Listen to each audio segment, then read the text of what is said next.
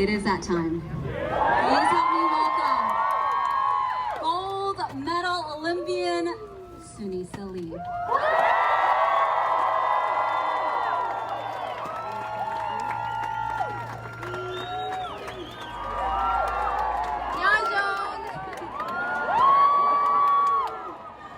Hi guys, thank you so much for coming out here. I really want to say thank you to City of St. Paul and Visit St. Paul, and most importantly my whole entire family and everybody else just for coming out to see me. This is truly amazing. It's not like anything I ever expected. So to see all of your amazing faces here is just truly incredible.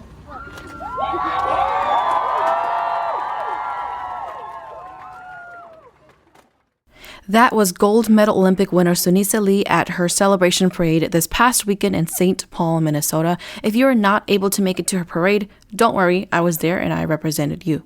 Hey, what's up? It's MaiYang from Mixinthedark. I want to quickly congratulate Sunisa Lee for winning gold in the women's artistic individual all-around gymnastics. That is a huge accomplishment at age 18. This is not only a win for the United States of America, it is also a win that means so much to Asian Americans, specifically Hmong Americans. Phillipe Thao said it best. He writes, "To see her win a gold medal on a global stage feels like being acknowledged by a history that has only erased us. It's not that the world finally noticed us, we wrote ourselves into the record." I linked his writing in this episode if you would like to read more. Again, congratulations, Sunisa Lee. You are so loved. Keep doing you. All right, I'm going to tone it back down and we're going to get back to our scary stories vibe. I have a story for you about an experience in a house that is involved with a series of tragedies. I read this story on a Scary Story Facebook community page and I reached out to the writer who was very willing to allow Mixinthedark to feature this story. So thanks, Dawnelle. Please enjoy.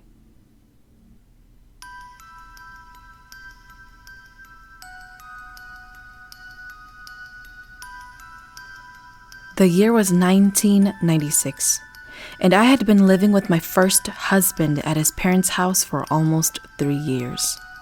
I was around 19, going on 20, and expecting my first child. Needless to say, I was more than ready to get into a place of our own and start our life as a family. Through the family, we came across a little old house that was basically abandoned. This place had belonged to his grandma, and she passed away several years prior. His uncle had been living alone in it up until he had tried to take his own life. The house was as old as the Titanic, so you can imagine it had its own history. According to his family, it had a grim past while his grandmother, uncle, and aunt lived there.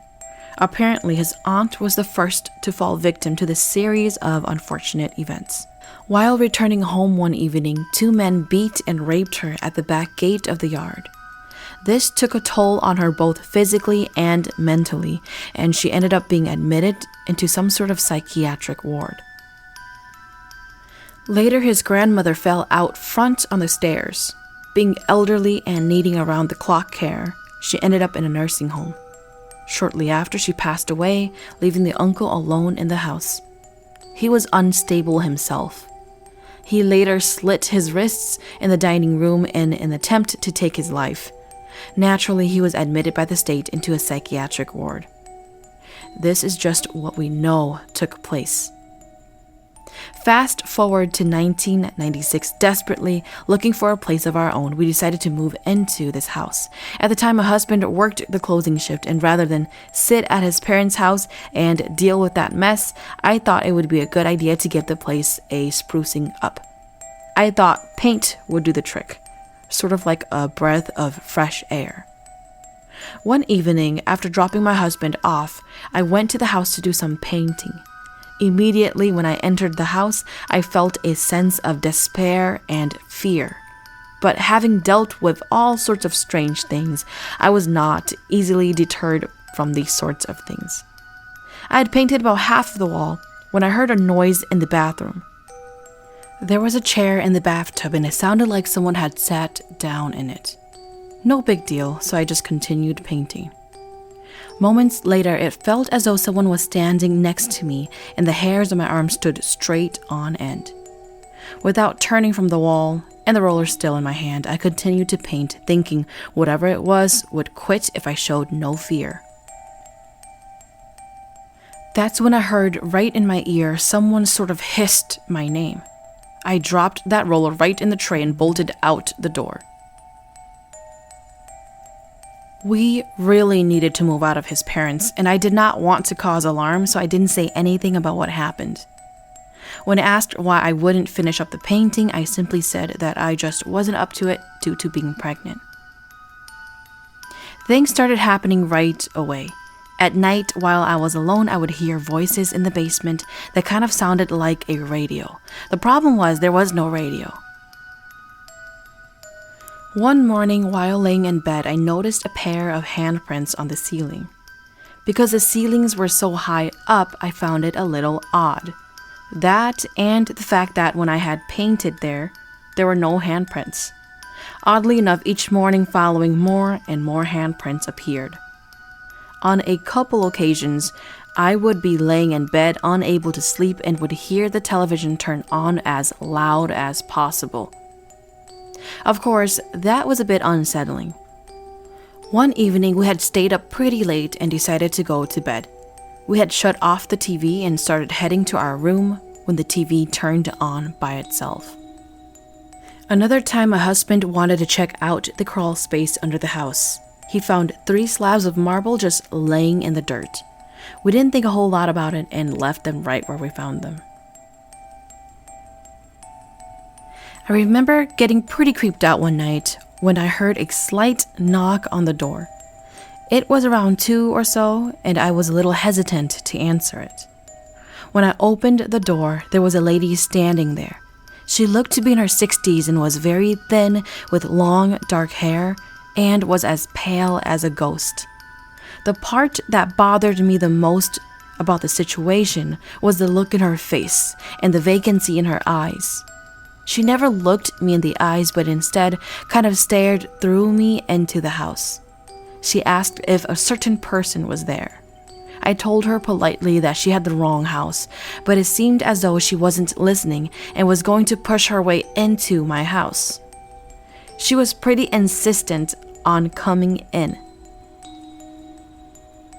I literally had to shut the screen door in her face as she stood there staring into my house.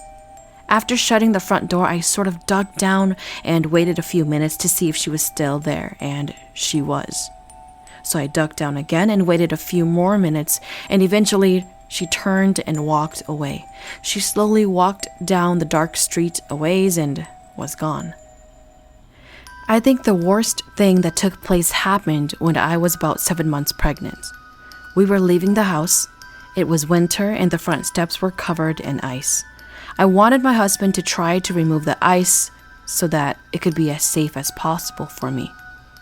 He refused to do anything about it, and because we were supposed to be somewhere, I had to walk down the icy stairs. I made it to the top of the stairs and slipped. At that moment, the only thing that mattered was my unborn child. So I grabbed a hold of the rail and tried to land just on my back in order to not harm the baby. I had achieved my goal and was laying there in excruciating pain. I ended up in the ER on a monitor for 24 hours to make sure the baby and I were all right. The remainder of my pregnancy was now deemed high risk, and I was bedridden. The stairs I fell down happened to be the same stairs that my husband's grandmother met her doom. When the baby came, it became an emergency C-section. We moved shortly after the incident, so nothing more happened. 8 months after my baby was born, I became very sick and unable to eat or drink. I would spend the next 3 years very, very sick. I was in and out of the ER, and no doctor was able to figure out what was going on. It was when I was at death's door that a specialist decided to place a stent in my pancreas in order to empty all the bile that was floating around inside me. It was then discovered that the fall had caused such a jolt that the baby shoved my pancreas and spleen up against my spine. It killed my spleen entirely and 60% of my pancreas. I ended up having a splenectomy and 60% of my pancreas removed. They saved my life that day, and for that I am eternally grateful. But sadly, that house has changed my life for the worse, and physically I will never be the same. I'm just lucky to be here today. Thank you for listening to Mix in the Dark. I am your host, MaiYang. Mix in the Dark is available on Spotify, Apple Podcast, or wherever you listen to your favorite podcast series. If you have a story that you would like to share, please send it to myxinthedark@gmail.com. If there's a story that you really enjoyed, feel free to hit up my tip jar on Venmo. Just search Mix in the Dark on the business tab.